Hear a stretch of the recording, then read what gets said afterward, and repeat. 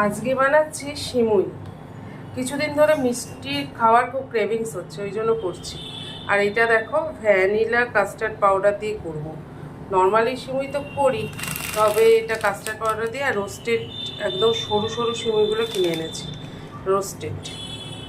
আর এখানে একটু দুধ তুলে রেখেছি, এটাতে আমি কাস্টার্ড পাউডারটা গুলে দেব মিক্সড করে।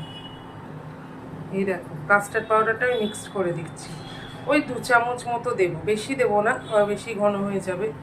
এই যে কাস্টার্ড পাউডারটা দেওয়ার সাথে সাথেই একটা সুন্দর কালার চলে এলো, দেখো। এটা মিক্সড করে দেবো, দেখো একটা ভ্যানিলা ফ্লেভার, তো একটা সুন্দর একটা কালার চলে এলো। এটা এবার আমি সিমুইয়ে মিক্স করব। এই যে সিমুইটা দিয়ে দিয়েছি, দেখো ফুটছে।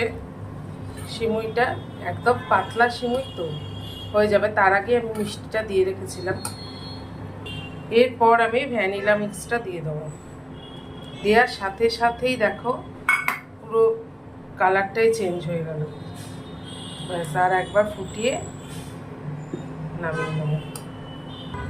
দেখো দেওয়ার সাথে সাথেই আমি জাস্ট একটা ফুট করিয়েই নিভিয়ে দিয়েছি, দেখো কেমন ঘন হয়ে গেল।